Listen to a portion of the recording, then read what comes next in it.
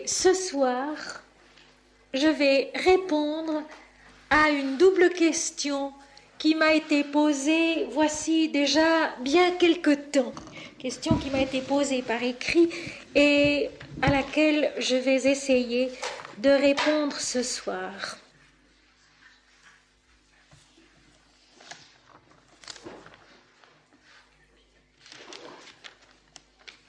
Pour commencer, je vous lirai un poème, Ciel d'étoiles, et l'un des trois cantiques, le cantique de Dieu.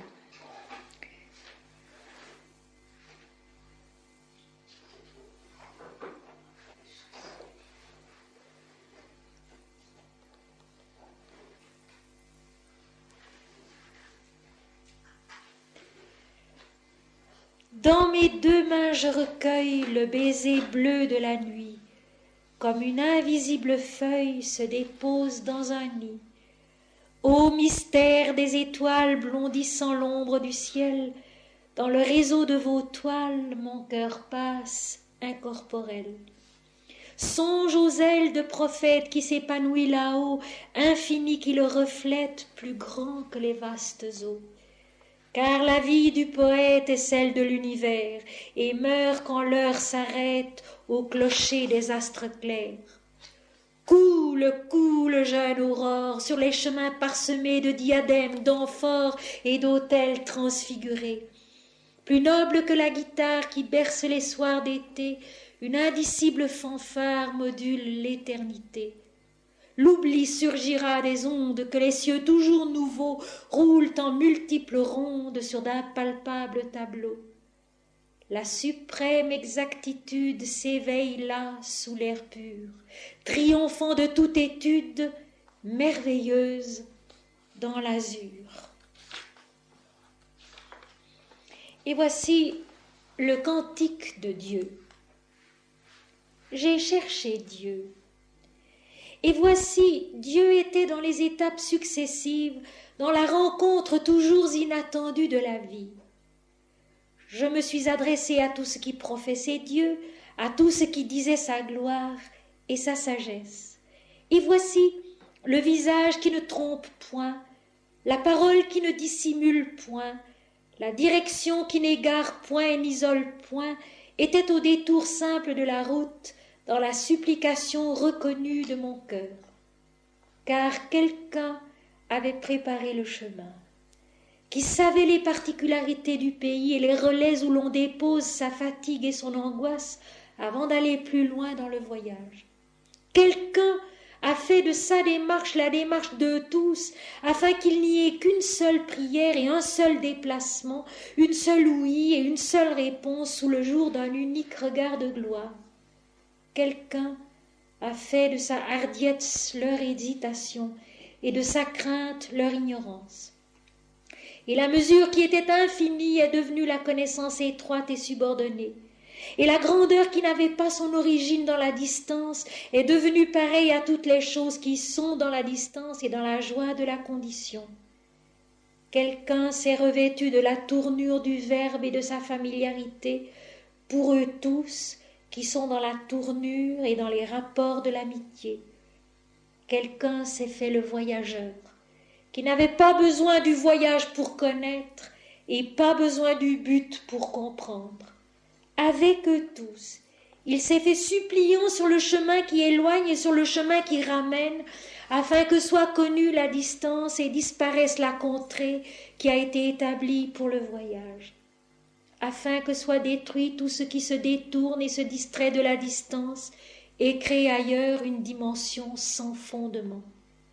Quelqu'un a fait de la distance un parcours qui relie et s'est dissimulé enfin derrière la connaissance au cœur de tous, au cœur de tout, afin qu'ils le trouvent et qu'ils le voient non plus sous les traits agrandis de leur propre visage, mais dans sa majesté qui est étrangère à leurs propos.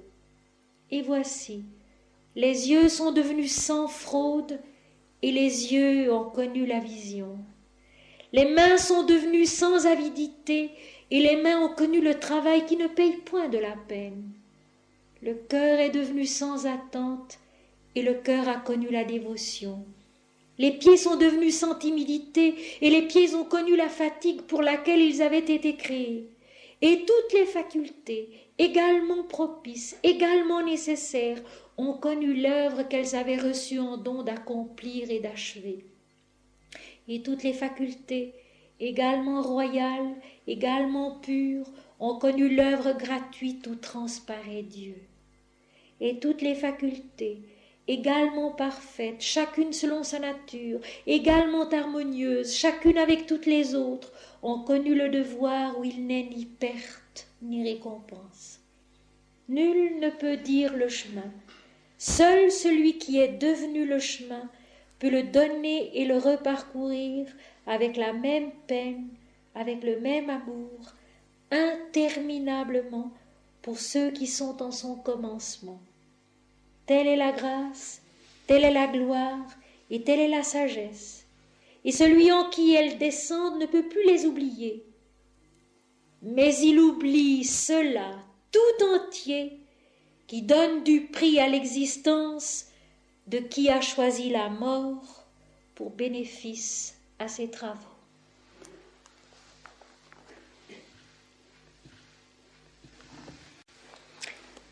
On m'a écrit pour me demander, que signifie ce passage de l'évangile de Luc et que signifie ce passage qui a l'air contradictoire, qui se trouve dans la première épître aux Corinthiens. Voici donc le passage. On lui amena aussi les petits-enfants afin qu'il les touchât. Mais les disciples, voyant cela, reprenaient ceux qui les amenaient. Et Jésus les appela et dit, « Laissez venir à moi les petits-enfants, et ne les en empêchez point, car le royaume de Dieu est pour ceux qui leur ressemblent.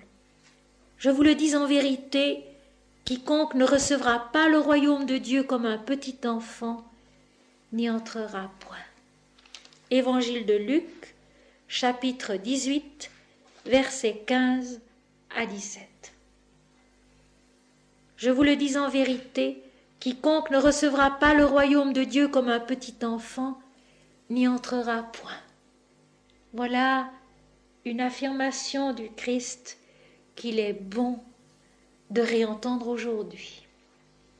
Et voici maintenant dans l'épître aux Corinthiens, première épître aux Corinthiens, chapitre 14, verset 20, « Frères, ne soyez pas des enfants sous le rapport du jugement, mais pour la malice soyez des enfants, et à l'égard du jugement soyez des hommes faits. Il est écrit dans la loi, c'est par des hommes d'une autre langue et par des lèvres d'étrangers que je parlerai à ce peuple, et ils ne m'écouteront pas, même ainsi, dit le Seigneur. » Voilà deux affirmations qui, une fois de plus, et c'est une chose qui me réjouit profondément, vous le savez, semblent contradictoires. J'ai déjà dit souvent que j'adorais ces contradictions. Parce qu'elles font justement jaillir la lumière.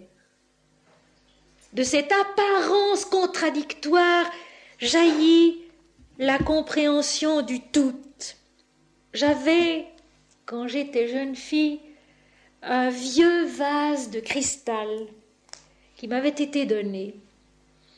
Et ce vase avait une très jolie forme, assez arrondie. D'un côté, il était décoré d'un bouquet coloré, et de l'autre côté, il était décoré du même bouquet, mais sans couleur, et simplement taillé dans le cristal. Apparemment, c'était contradictoire. Cela formait tout de même un seul vase qui, pour moi, pendant bien des années, a été le vase de la consécration, le vase de l'offrande, le vase de l'adoration. Dans le cas particulier qui nous occupe, n'oublions pas tout de même que la première phrase, qui est la plus belle, est prononcée par le Christ, et que l'autre est écrite par l'apôtre Paul, « Si grand soit-il », ne parle pas de la même altitude, malgré tout. Cependant, il n'y a pas contradiction entre les deux, Nous allons le voir ensemble tout à l'heure.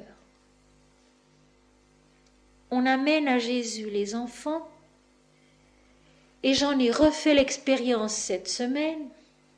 Les enfants, bien souvent, ça dérange. Ça n'a pas l'air de comprendre grand-chose, et ça dérange. Mon aide fidèle m'a quittée pour 3 mois parce qu'elle attend un second bébé dans ces jours prochains. Donc elle a travaillé jusqu'au 1er mars, jusqu'au tout dernier moment possible. Et c'est sa sœur qui la remplace une partie de la journée avec sa petite qui a 3 ans et qui est alors un véritable diablotin. Les enfants, à l'occasion, ça dérange. Mais Jésus répond: laissez venir à moi les petits-enfants, car le royaume des cieux est pour ceux qui leur ressemblent. Et il ajoute: en vérité, je vous le dis, si vous ne devenez semblable à un petit enfant, vous n'entrerez pas dans le royaume de Dieu.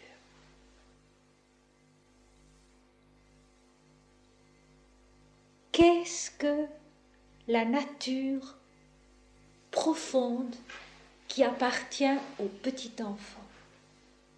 Le petit enfant qui donc ne sait encore rien, ou tout au moins pas consciemment sur le plan mental, il n'a encore notion de rien de toutes ces choses que peu à peu nous avons apprises, auxquelles nous nous sommes habitués, auxquelles nous nous sommes soumis, dans lesquelles bien souvent nous nous sommes laissés emprisonner. En vérité, je vous le dis, quiconque ne recevra pas le royaume de Dieu comme un petit enfant n'y entrera point. Recevoir le royaume de Dieu comme un petit enfant, qu'est-ce que ça veut dire? Recevoir le royaume de Dieu comme un petit enfant, qu'est-ce que ça veut dire? Recevoir le royaume de Dieu avec cet émerveillement de l'enfant qui s'oublie totalement dans ce qu'il voit. Observez un enfant de 2, de 3, de 4 ans ou même davantage qui est émerveillé devant quelque chose qu'il regarde et qu'il a l'air effectivement de recevoir en le regardant. Lui-même, il n'existe plus. Il s'est totalement oublié. Il est entièrement donné à ce qu'il regarde. C'est cela qui caractérise l'enfant. Et cette caractéristique peut être perdue en bas âge. Tout dépend de l'environnement, des grandes personnes qui entourent l'enfant, tout dépend aussi un peu du caractère de l'enfant. C'est quelque chose qui se perd vite.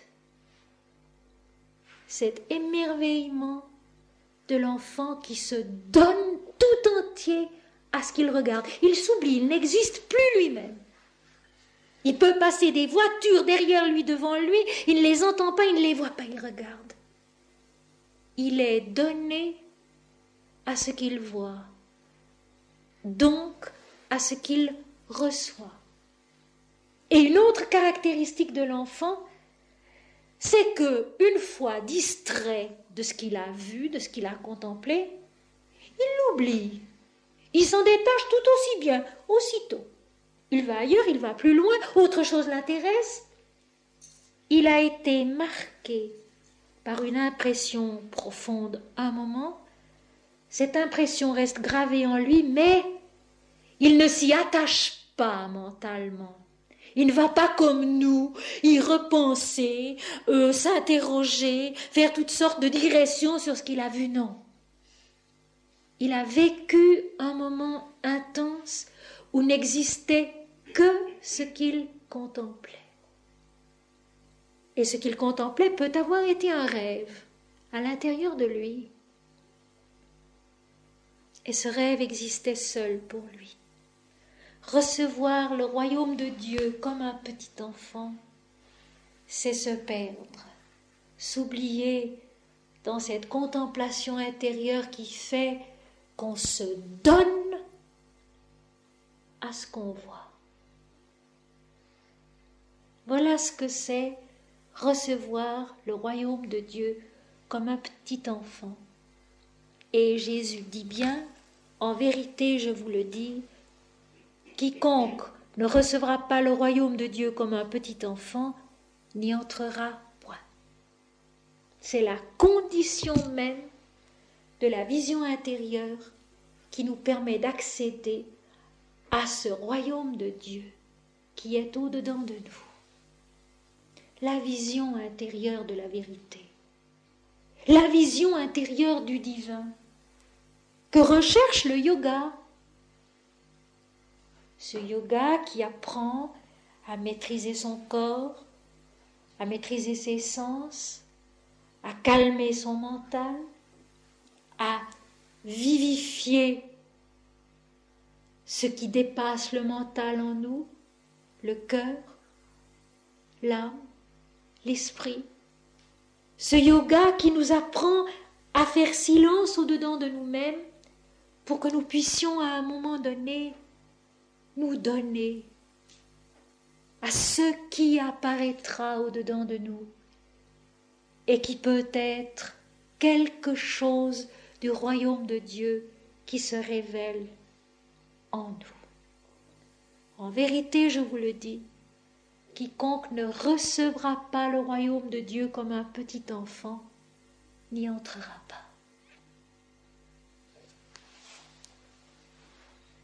À notre époque, où les sciences spirituelles se développent à une allure effarante, il paraît que dans les rayonnages des libraires, les rayons réservés aux ouvrages de recherche spirituelle ont triplé, sinon quintuplé.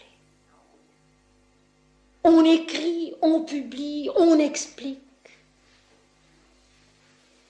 Et Mahananda Mahi dit, quand on vit intérieurement un de ces moments vrais de contact avec Dieu, il n'y a rien à comprendre. On devient quelque chose, on est quelque chose. Mais il n'y a rien à comprendre ou à ne pas comprendre. On en revient changé, c'est tout. C'est exactement la même chose que ce que dit le Christ. Recevoir le royaume de Dieu comme un petit enfant. Il n'y a pas à comprendre. Et c'est une chose sur laquelle j'aimerais encore une fois insister ce soir. Quand on a soi-disant des visions et qu'on ne les comprend pas, on peut être bien tranquille. Elles sont une imagination du mental et n'ont rien à voir avec la vraie vie spirituelle. Parce que quand on est entré un moment, si peu que ce soit, dans ce royaume de Dieu qui est en nous, on a vécu quelque chose et on l'a compris, même si on ne peut pas l'expliquer après, parce qu'on l'est devenu. Et c'est ceci qui est important. Et voilà pourquoi c'est si grave et si dangereux de se bourrer la tête d'explications sur l'invisible. Bon, l'invisible, il ne se raconte pas, il ne s'explique pas. On y entre comme un enfant. On s'en émerveille. Et puis, quand on en revient, c'est pour mieux comprendre la terre. C'est pour mieux comprendre les hommes. C'est pour mieux se comprendre soi-même.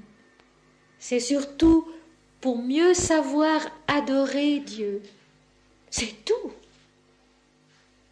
On n'en rapporte vraiment rien de plus extraordinaire. On a été nourri par un émerveillement intense qui nous a touchés jusqu'au fond de notre être et on en revient avec une meilleure santé mentale que celle qu'on avait avant. Avec un bon sens plus aigu que celui qu'on avait avant. Avec une capacité de travail, une énergie plus grande que celle qu'on possédait avant. Ça, c'est la vraie vision, celle qu'on reçoit comme un petit enfant qui s'est donné, qui s'est oublié, qui a vécu quelque chose de merveilleux et qui a cru qu'il était tout cela qui était merveilleux et qu'il a vu. Il s'est identifié à ce merveilleux qu'il a vu. Il a sincèrement cru qu'il était cela et il avait raison. Et puis cette faculté d'identification se perd très vite quand on va à l'école, quand on se met à apprendre sur le plan mental, ce qui est nécessaire aussi. On vient de l'émerveillement du royaume de Dieu. On a l'air de le quitter, on traverse une longue vallée, hérissée de toutes sortes de choses, dans laquelle il faut faire toutes sortes de travaux, où il faut apprendre toutes sortes de choses. Et puis, on se retrouve un jour dans l'émerveillement du commencement, l'émerveillement du royaume de Dieu retrouvé au fond de soi. Et compris ainsi, ce qu'a dit Jésus est admirablement précisé par ce que dit l'apôtre Paul. Frères, ne soyez pas des enfants sous le rapport du jugement, mais pour la malice, soyez des enfants. Et à l'égard du jugement, soyez des hommes faits. Il y a effectivement, entre le premier émerveillement, d'où l'on vient, et le deuxième émerveillement, où l'on va, vous le savez déjà, une grande maturation à faire. Une maturation dans laquelle les caractéristiques divines du petit enfant doivent demeurer. La fraîcheur, la malice, dit le texte. La fraîcheur, la faculté de s'oublier, la faculté de se détacher des choses, la faculté de se donner sans calcul, car l'enfant ne calcule pas, tandis que nous calculons. De se donner sans calcul. Oui, pour cela, il faut rester naïf, il faut rester des enfants. Aller de l'avant, un peu sans trop savoir où ni comment, mais cherchant la joie, cherchant la chose qui va nous émerveiller, avec confiance, croyant que nous la rencontrerons un jour. Je ne trouve rien de plus touchant, ni de plus admirable que ces adultes qui me répètent et qui m'écrivent « Mais Ma, je sais qu'un jour j'y arriverai, je sais qu'un jour cela viendra, j'y crois !» C'est merveilleux. L'enfant qui va, qui ne sait pas bien au-devant de quoi il va, mais il va, et il attend.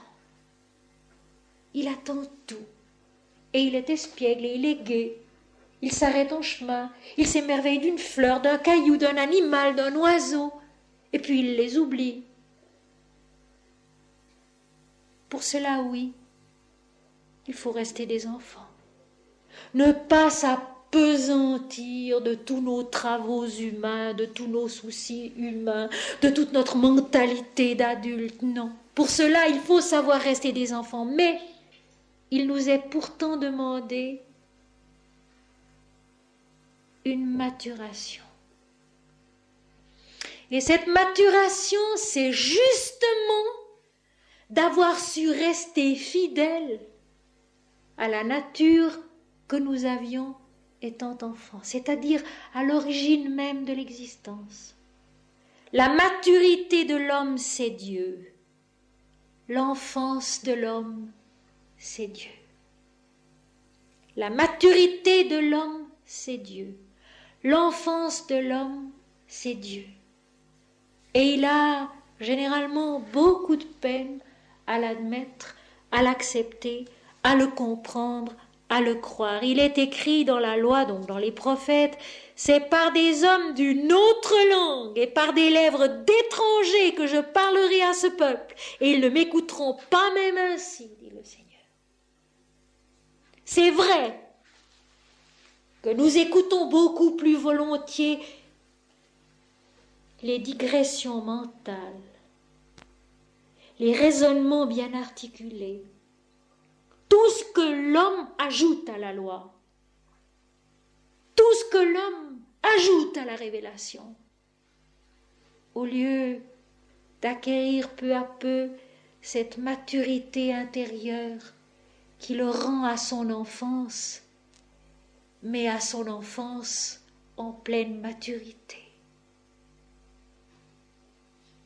L'homme qui sait d'où il vient, qui sait où il est allé, qui sait ce qu'il a reçu et de quoi il s'est émerveillé. Effectivement, il y a là une maturation du jugement, de l'intelligence.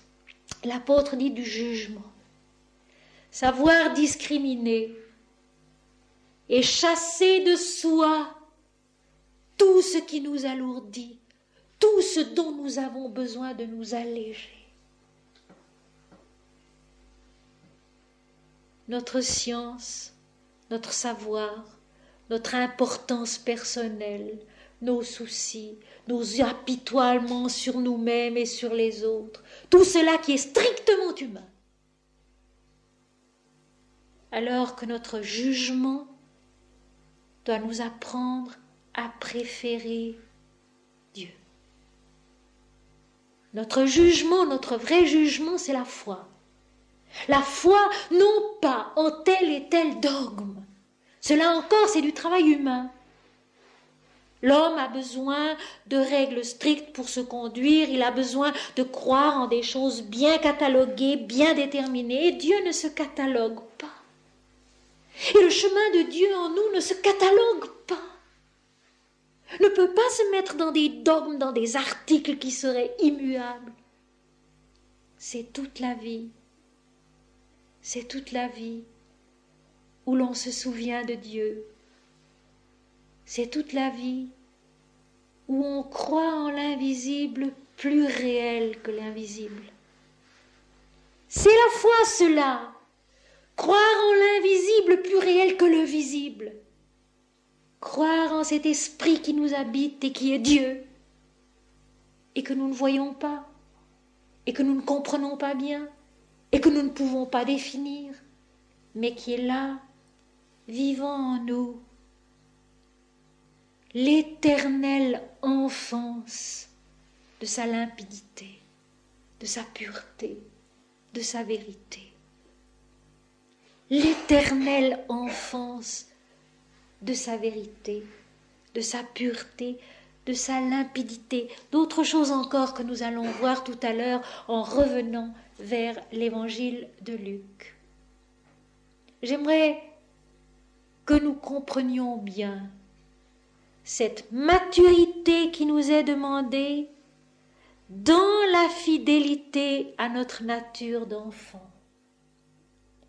L'enfant qui s'émerveille et qui se donne à ce qui l'émerveille. L'adulte qui s'émerveille et qui sait que ce merveilleux, c'est lui-même. L'adulte qui s'émerveille et qui sait que ce merveilleux, c'est lui-même. Moi et le Père, nous sommes un. Moi et le Père, nous sommes un. Et l'apôtre le prévoit déjà, et le prophète l'avait déjà prévu. Ce n'est même pas ceux auxquels Dieu s'adresse qui comprennent. Il faut que des étrangers comprennent mieux. Tellement l'homme a de peine à rester l'enfant qui marche au-dedans de lui-même pour y retrouver Dieu et pour recevoir l'émerveillement de l'identité qui lui révèle qu'il est un avec Dieu. L'émerveillement qui lui révèle qu'il est un avec Dieu.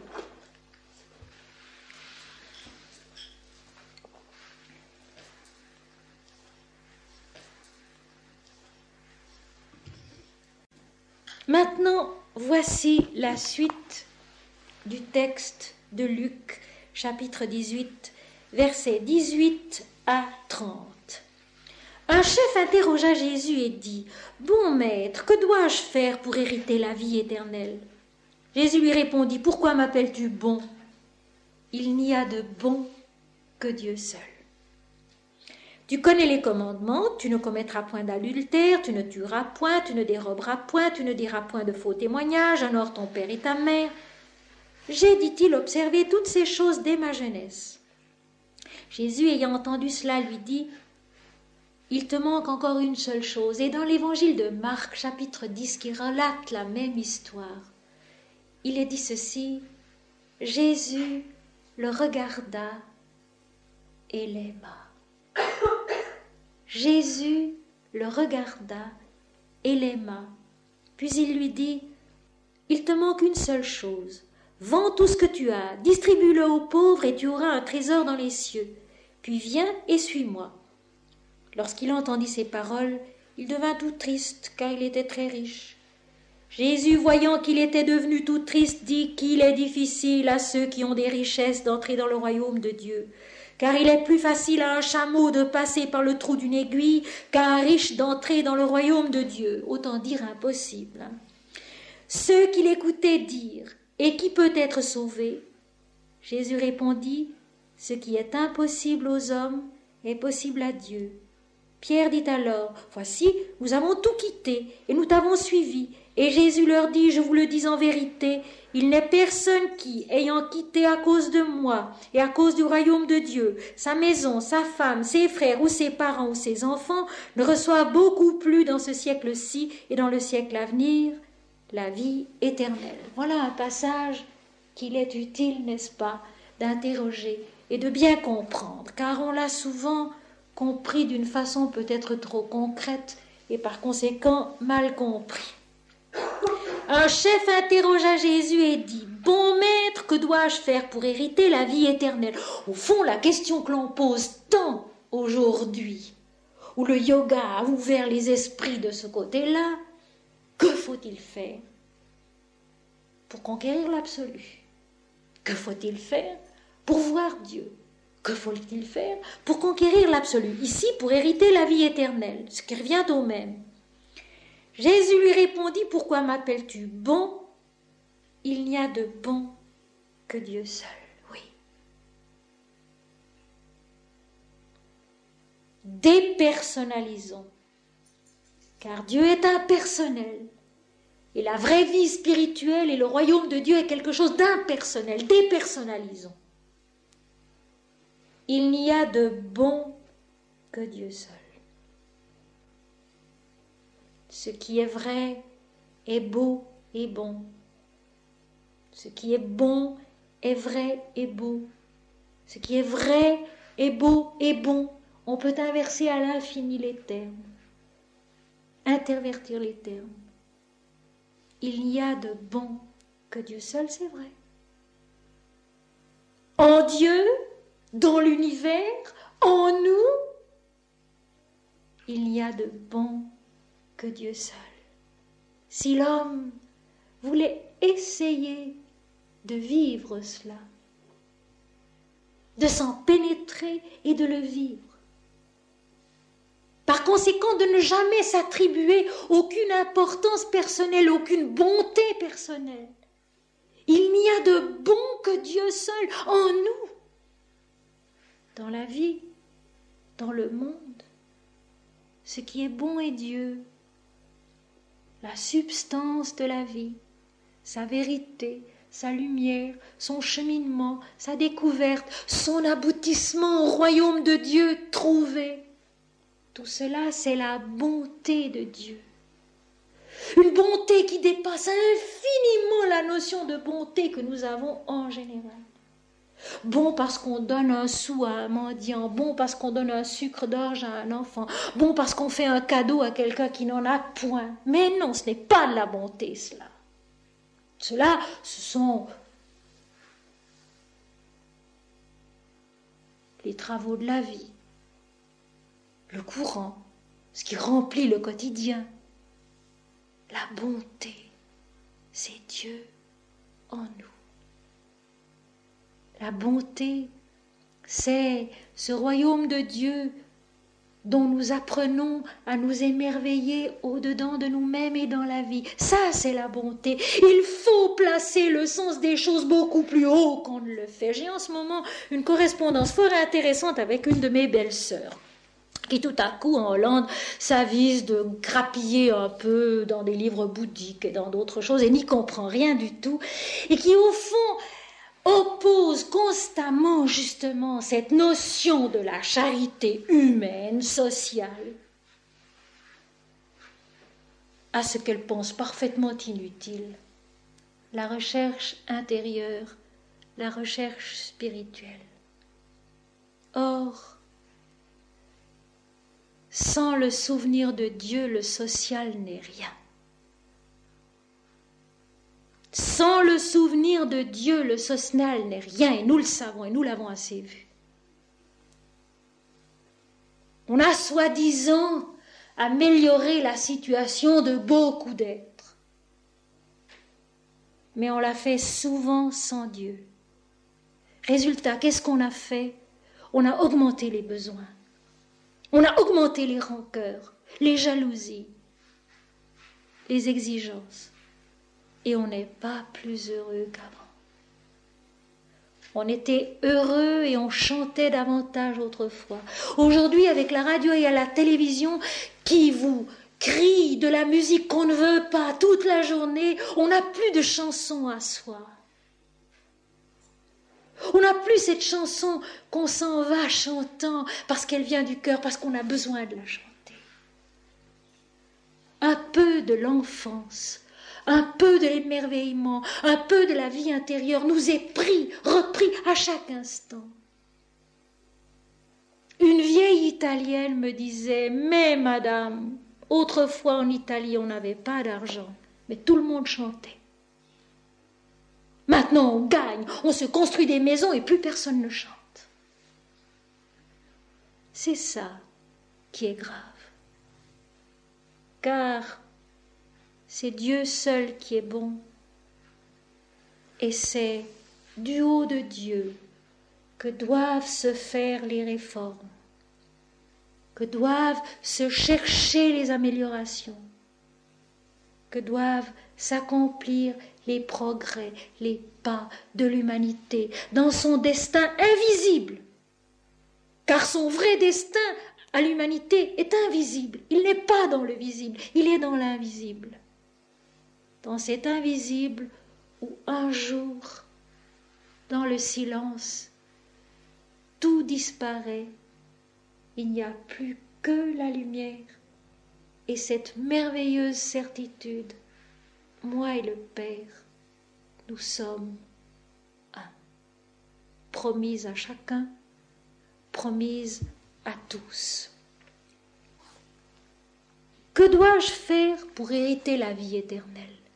Cette vie éternelle qui est donc en nous, cette éternité qui est notre plus profonde réalité, je le répète sans cesse, nous sommes l'éternité. Nous n'avons pas à chercher quelque part l'éternité, elle ne serait plus l'éternité. Nous n'avons pas à chercher quelque part l'infini, ça ne serait plus l'infini. L'infini est partout, l'éternité est partout, elle est tout. Nous sommes l'éternité, nous sommes l'infini, qui sont là en nous et qui nous attendent. Jésus répond, tu connais les commandements. Tu ne commettras point d'adultère, tu ne tueras point, tu ne déroberas point, tu ne diras point de faux témoignages, honore ton père et ta mère. J'ai, dit-il, observé toutes ces choses dès ma jeunesse. Et alors ce moment crucial qu'a saisi Marc, que n'a pas saisi Luc, Jésus le regarda et l'aima. Nous retrouvons notre hymne védique. Mitra et Varuna, pour ceux que vous aimez. Jésus l'aima et va lui demander un grand sacrifice. Et c'est toujours ainsi. C'est toujours ainsi. Si Dieu nous aime, il nous demande un grand sacrifice. Il nous demande de nous renoncer nous-mêmes. Où, comment, en quoi, de quelle façon, pour chacun c'est différent. Et une chose importante comme tout et qu'il faut bien retenir, le sacrifice qu'on est appelé à faire de soi, ce n'est pas l'homme qui en décide, c'est Dieu qui le lui demande. Décider qu'on va sacrifier ceci ou cela, nous ne le pouvons pas parce que nous ne nous connaissons pas nous-mêmes. Seul Dieu sait où notre moi individuel est le plus attaché. Seul Dieu sait où sont les racines profondes de notre ego et où elles doivent être arrachées. Et pour chacun, le sacrifice sera différent. Il fond sur nous quand Dieu nous aime, de cet amour précis, saisissant, qui fait qu'au fond, on ne peut plus lui échapper. Et il va lui demander ce qui manquait encore à sa piété. Le jeune homme ou ce chef dont il est question mettait bien en pratique tous les articles de la loi, c'est bien. Mais ici Jésus l'aime. C'est-à-dire que Jésus établit entre eux un contact vivant, un contact important, un contact intense qui va avoir automatiquement pour conséquence un sacrifice. Lequel? Eh bien, il se trouve qu'ici, il s'agisse d'un jeune homme riche, il te manque une seule chose, vends tout ce que tu as, distribue-le aux pauvres et tu auras un trésor dans les cieux. Plus loin dans le texte, Pierre dira, voici, nous avons tout quitté pour te suivre. Et Jésus répond, ceux qui, ayant quitté leur maison, leur famille, etc., pour me suivre, obtiendront la vie éternelle. Et, bien sûr, que le sens concret du texte pris à la lettre, c'est de renoncer à sa famille, de renoncer à ses biens, de laisser parents, enfants, amis, et de s'en aller quelque part pour, soi-disant, suivre Dieu. On peut, comme toujours, et il faut le faire, essayer d'intérioriser le texte, essayer de voir ce qu'il veut dire dans la prière, ce qu'il veut dire dans la méditation. Va, vends tout ce que tu as, distribue-le aux pauvres. Tu t'amasseras un trésor dans le ciel, et puis viens et suis-moi. Il s'agit toujours et encore de ce fameux détachement de soi, de cette fameuse mort à soi-même dont nous avons tous à faire l'apprentissage et qui n'est guère facile. Vous pensez comme moi que cette richesse que possède le jeune homme peut être une richesse en or, mais elle peut aussi être une richesse intellectuelle, une richesse affective, un savoir, un art, une affection à laquelle on tient plus qu'à tout autre ou plus qu'à toute autre chose, plus qu'à soi-même. C'est cela précisément que Dieu nous demande quand nous lui demandons que faut-il faire pour gagner la vie éternelle. Il faut renoncer à soi totalement. Toute sadhana comporte un sacrifice de soi dont on ne peut pas choisir la forme, mais qui est total et qui est imposé par la vie, par Dieu, spontanément, involontairement. Il suffit de l'accepter, à partir de quoi la réalisation devient possible. Toute sadhana, c'est-à-dire toute recherche spirituelle intérieure, comporte un sacrifice de soi dont on ne peut pas choisir la forme, mais qui est total et qui est imposé par la vie, par Dieu, spontanément, involontairement. Ce mur contre lequel on cogne et qui nous tient tête. Cela qu'on ne voudrait pas donner et qu'on doit donner. Cela qu'on ne voudrait pas renoncer et qu'on doit renoncer. En tout être humain, il y a ce sacrifice qui l'attend. Bien longtemps, nous ne le connaissons pas. Bienheureux quand le Seigneur nous le fait connaître. Va, vends tout ce que tu as. Distribue-le aux pauvres, c'est-à-dire offre-le au Seigneur de toutes les façons qui tombent sous tes doigts. Offre ce que tu aimes, tes enfants, ton travail, offre tout ce que tu as de plus cher, offre-le à Dieu. Vends-le, distribue-le, n'en garde rien pour toi. Tu t'amasseras des trésors dans le ciel, non pas des garanties pour un salut futur, mais ces trésors d'intelligence par lesquels nous devenons des hommes faits, comme le dit l'apôtre. Ces trésors d'intelligence, de compréhension, d'illumination intérieure qui font que peu à peu la vie n'est plus un tel mystère pour nous. Elle est le chemin qui conduit à Dieu, des trésors dans le ciel. Vendre ses biens, les distribuer aux pauvres, s'amasser ainsi des trésors dans le ciel, peut n'avoir rien de concret, mes amis. Absolument rien.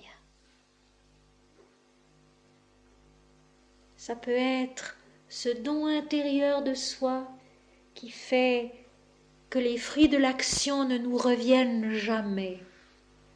Et au fond, il faut nous en réjouir.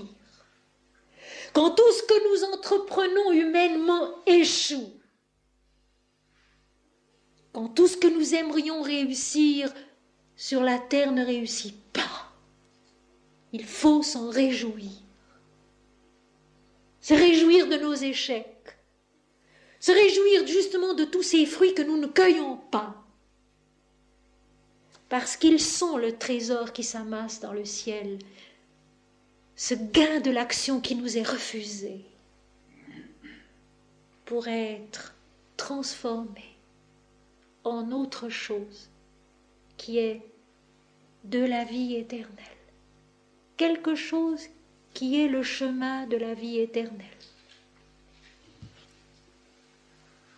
Mais bien souvent, nous sommes comme le jeune homme, nous devenons tout tristes, car il était très riche. Jésus, voyant qu'il était devenu triste, dit qu'il est difficile à ceux qui ont des richesses d'entrer dans le royaume de Dieu, c'est vrai. Plus on est riche ici-bas, et je le répète même, intellectuellement, affectivement, spirituellement, plus on a de richesses, plus on a de peine à les abandonner, à les lâcher. Il le faut quand même, parce que, vous vous en souvenez, ceux qui ont assisté au cours de l'université populaire, le chemin de Dieu, comme le dit si bien Saint Jean de la Croix, c'est rien, rien, rien, rien, rien.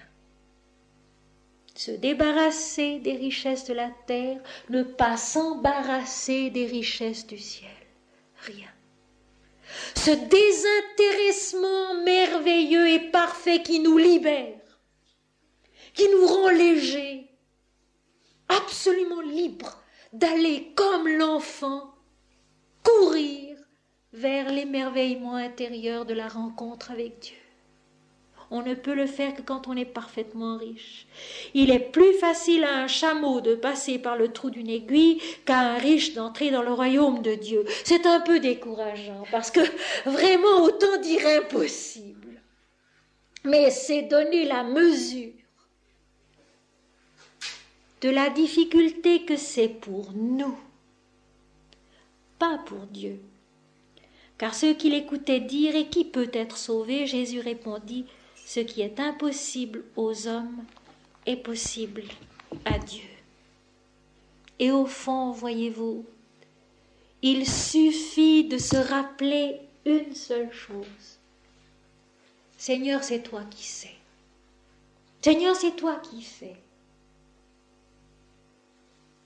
Alors j'avance, j'ai confiance, je commets sans doute des erreurs, mais c'est toi qui sais.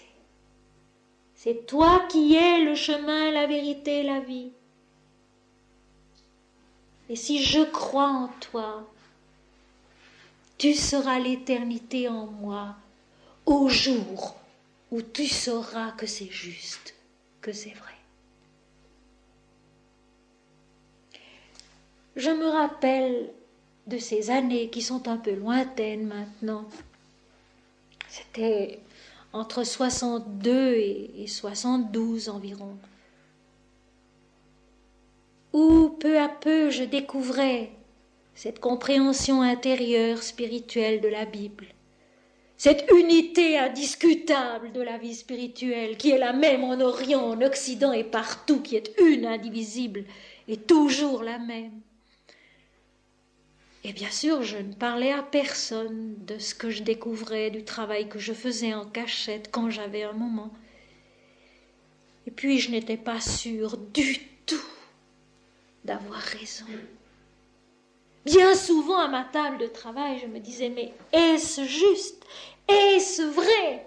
C'est tellement éloigné de ce qu'on m'a appris, c'est tellement éloigné de ce qu'on professe, de ce qu'il est convenu de croire.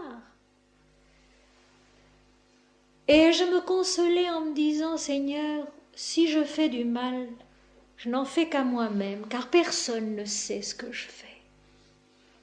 Si c'est juste, c'est toi qui le sais. Et j'ai eu la force de continuer. Et puis c'est en continuant, en persévérant, que je me suis aperçue que c'était juste, et combien. Et puis lorsqu'il y a 5 ans, j'ai commencé à parler en public, et que je m'attendais à ce qu'on me demande de me taire au bout de la première conférence et que c'est le contraire qui s'est produit. J'ai compris que c'était juste et qu'il n'y avait qu'à continuer sans jamais savoir d'avance comment ça sera juste après. Je ne sais jamais d'avance comment ça sera juste après. Comment je comprendrai un texte un peu mieux et encore autrement. Enfin, l'histoire de la parabole des talents que j'ai traitée 4 fois depuis le mois d'octobre où on m'a demandé de l'expliquer à Gier, près d'Yverdon, et où finalement à Gier, je l'ai expliqué samedi dernier. Et d'une fois à l'autre, la parabole évoluait en moi, se transformait pour aboutir à cette explication tellement logique, tellement complète, où plus rien ne manquait, mais je ne savais absolument pas d'avance que cette parabole allait vivre en moi de cette façon et qu'elle allait devenir cela. Le chemin de la vie éternelle en moi, en nous. Car vous y participez tous, vous ici, ceux de Gier, ceux de Paris, ceux de Lyon, ceux de Grenoble, de Genève. Ça s'est fait spontanément, involontairement, de soi-même, c'est-à-dire que c'est Dieu qui a fait. Ce qui est impossible à l'homme est possible à Dieu. Comment pouvons-nous être sauvés? Mais de cette manière toute simple. Aller de l'avant avec les capacités qui sont les nôtres, avec les talents qui sont les nôtres. Ces talents qui nous viennent de Dieu. Ce sacrifice qui nous est donné par Dieu. Donné de vivre, même si nous pleurons, même si nous trépignons, même si nous grinçons des dents, même si nous sommes parfois au bord du désespoir. Le sacrifice vient de Dieu, c'est Dieu qui l'a ordonné. Va, vends tout ce que tu as, distribue-le aux pauvres. Va, renonce à ton moi individuel, renonce à ton ego. Amasse-toi des trésors dans le ciel, c'est-à-dire devient cette parabole des talents que je t'ai expliquée, que je t'ai racontée, et qui peu à peu doit croître en toi, doit être comprise selon Dieu, vécue selon Dieu. Et d'autres peuvent la vivre encore autrement. Mais ce qui est important, c'est de le vivre intérieurement. Ce qui est impossible aux hommes est possible à Dieu. Lui sait comment nous sommes, quelles sont nos forces, nos capacités, et à quel moment il pourra nous donner la joie de découvrir en nous-mêmes sa vie éternelle. De découvrir en nous-mêmes sa vie éternelle. Et maintenant la fin du verset qui a éconduit tant de braves gens, de nos jours comme autrefois. Pierre dit alors, voici, nous avons tout quitté et nous t'avons suivi. Et Jésus leur dit, je vous le dis en vérité, il n'est personne qui, ayant quitté à cause du royaume de Dieu sa maison, sa femme, ses enfants, ses frères, ses parents, ne reçoive beaucoup plus dans ce siècle, dans un siècle à venir, la vie éternelle. Et vous savez qu'il est des braves gens qui sont partis ainsi, laissant dans le désarroi une famille sans mère ou sans père, des enfants quasiment orphelins, des parents âgés, leur travail, ce que précisément Dieu leur avait donné. Quitter sa famille, ses parents, ça peut se faire sur place, au-dedans de soi-même, et sans blesser personne. Et c'est la vraie façon. Et c'est la vraie façon. Ça n'est pas la plus facile. Certes non. Mais s'engager sur ce chemin de l'éternité en soi-même, du royaume de Dieu que nous allons recevoir au-dedans de nous-mêmes, avec l'émerveillement d'un petit enfant, cela peut justement et doit justement se vivre fidèle à la tâche qui nous a été confiée, fidèle aux affections qui nous sont données et demandées. Quitter ses parents, ses enfants, ses frères, ses amis, sa maison, c'est se détacher intérieurement de tout cela, se détacher de l'amour égoïste que nous avons pour eux. Pas de l'amour nécessaire pour eux, mais de l'amour égoïste que nous avons pour eux, de l'amour qui revendique en retour ceci ou cela. Et nous y passons tous, et nous savons tous combien c'est difficile. Savoir aimer en donnant à Dieu les êtres chers. Savoir se laisser aimer en donnant à Dieu cet amour, c'est beaucoup plus difficile qu'on ne le croit. Savoir aimer en distribuant, c'est-à-dire en ne gardant rien pour soi, en donnant à Dieu les êtres chers. Savoir se laisser aimer en donnant à Dieu cet amour. C'est quitter sa maison, ses parents, ses frères, ses enfants. Et ce départ-là, nous devons tous le faire un jour, si nous voulons rencontrer, j'allais dire, au-dedans de nous-mêmes, la lumière, la certitude, la joie de la vie éternelle qui nous appartient depuis toujours et à toujours. C'est une façon, bien sûr, toute mystique d'expliquer les textes. Mais finalement, mise en pratique de cette manière, les dégâts sont bien limités. Au lieu de voir ces désastres de personnes qui s'en vont, et j'en connais, de personnes qui s'en vont soi-disant pour chercher Dieu, désorganisant tout un groupe d'êtres se désorganisant finalement soi-même, ne trouvant pas du tout ce qu'ils allaient chercher. Si on est libre, eh bien bon. Si on ne l'est pas, on peut malgré tout quitter. On peut malgré tout se détacher de tous, sans cesser de les aimer, sans cesser de les porter, mais en les offrant au Seigneur, pas à pas. Seigneur, ils sont à toi, tous tels qu'ils sont.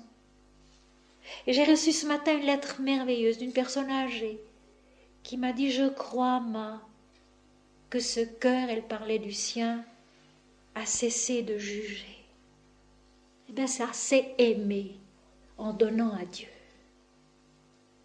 Je crois, ma, que ce cœur a cessé de juger.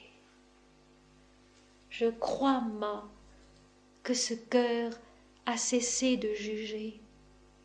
Ça, c'est aimer en offrant à Dieu, en donnant à Dieu. L'amour devient plus grand. L'amour devient plus efficace, surtout. Plus lucide, plus intelligent, plus adulte, oui, au sens où l'apôtre Paul le dit. Mais il devient aussi plus rayonnant, comme celui d'un enfant qui est prêt à tout aimer, sans distinction, et avec le même émerveillement et la même joie.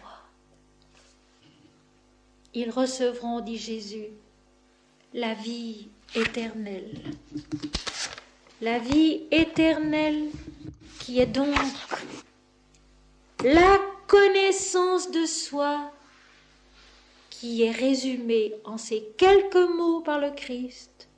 Moi et le Père, nous sommes un. Ça, c'est le but. Ça, c'est le royaume de Dieu reçu avec l'émerveillement d'un enfant. Ça, c'est la vie éternelle découverte dans sa vérité. Avant que nous ne méditions, je veux vous lire encore un ou deux poèmes.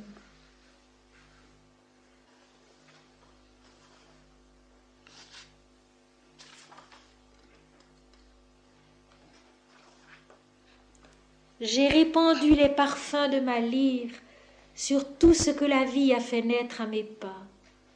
Le tapis déroulé ainsi remonte vers mon âme comme un encens. Combien tous mes chers sur la route où fleurissent les jours, toujours inattendus, toujours nouveaux et toujours adorables si mon âme le veut pieusement. J'ouvre mes mains. Regarde, passant, qui t'étonne de me voir si grave devant si peu de choses. Regarde, j'accueille l'aube dans mes mains, l'aube comme un présent sacré. Il peut en sortir tant de larmes, il peut en sortir tant d'amour, il peut en sortir tant d'arômes si mon âme est prête à accueillir sa beauté. Ne dis pas que la vie est dure, passant. C'est notre indifférence qui fait l'usure de nos jours, c'est notre piété qui fait leur parfum. Dieu qui attend derrière les brumes ruissellera dans mes mains avec l'aube, et mes mains seront douces comme un baume très fin. Ton cœur passant sentira leur bonté sur sa fièvre, et sa peine se pansera avec leur piété.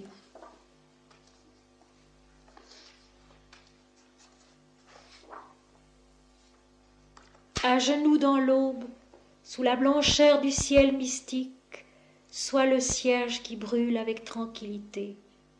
La flamme est le silence et la cire est ton cœur. Dans la profondeur de ton âme, deviens l'amour. Ô toi qui fus la vie incertaine et fragile, tu sens ton corps se durcir tel un roc. Impassible, tu sens éclater la lumière dans le secret de ta ferveur. Tes pas dans la clarté d'un sol brûlant se creusent, tu vas sur le chemin des enfants radieux.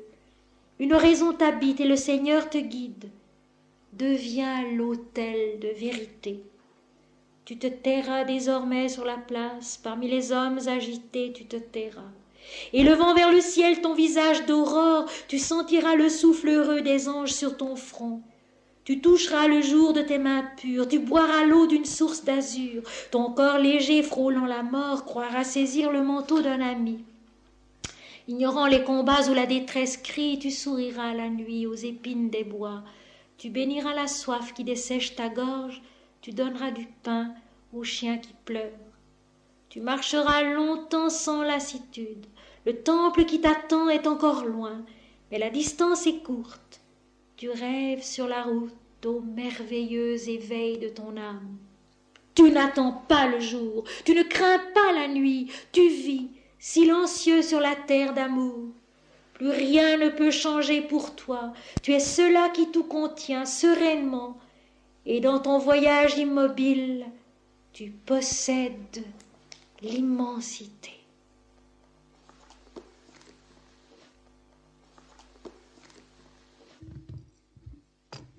Tu mets en une seule petite phrase apprendre à prier. Que ce soit les cours de Lausanne, que ce soit les conférences ou les séminaires en France et en Suisse, toutes nos rencontres peuvent se résumer dans cette seule petite phrase apprendre à prier. Car c'est de cela que tout le reste dépend. Apprendre à prier de telle façon que notre prière soit réellement recevoir la nourriture qui descend du ciel en nous, qui monte des profondeurs de notre être véritable en nous, jusqu'à notre conscience humaine. Prier comme le petit enfant qui a entièrement confiance en ce à quoi il s'adresse et que nous ne pouvons pas connaître autrement que par la prière, j'insiste. Les meilleures lectures, les meilleures exégèses ne sont pas grand-chose en comparaison de la prière, de la vraie prière. Tout dépend de cela, de la prière quotidienne qu'on s'efforce de faire le plus silencieusement possible pour s'offrir à Dieu, pour s'ouvrir à Dieu. C'est cela aussi, vendre tout ce qu'on a et le distribuer aux pauvres et s'amasser des trésors dans le ciel. C'est même la meilleure façon. Apprendre à prier. Au fond, là aussi, aucune explication ne peut nous apprendre à prier. Il faut se mettre à l'ouvrage. Il faut se mettre à le faire tous les jours, régulièrement, à la même heure. Et puis attendre. Attendre au fond que la prière descende en nous. Elle est la révélation du royaume de Dieu au-dedans de nous. La vraie prière, elle est la révélation du royaume de Dieu au-dedans de nous. On ne comprend pas les textes sacrés sans prière. On ne comprend pas la vie spirituelle sans prière. On ne comprend pas Jésus sans prière. On ne comprend pas non plus les sages de l'Inde, les dieux de l'Inde, les mâts de l'Inde sans prière. On ne comprend rien de la vie spirituelle, de la vie religieuse sans prière. Veillez et priez toujours afin d'être prêts quand l'heure viendra. L'heure au-dedans de nous-mêmes qui peut être celle de chaque instant. Veillez et priez toujours afin d'être prêts quand l'heure viendra.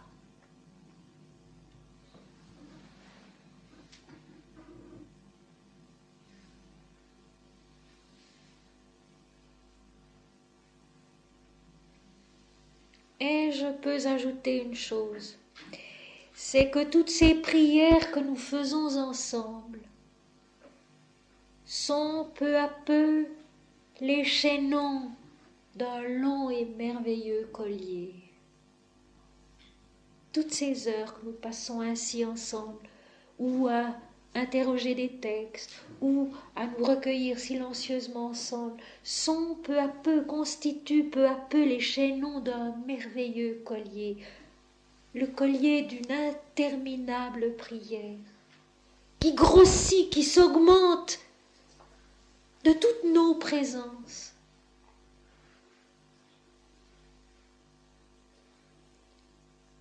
Travail effectif, pas à pas réel de la vie spirituelle en chacun de nous et en tous. Et de cela, nous pouvons être infiniment reconnaissants, tous et chacun. Je vous remercie de venir, je vous remercie de votre présence chaque fois, et je nous souhaite encore un long voyage ensemble. Bon dimanche à tous.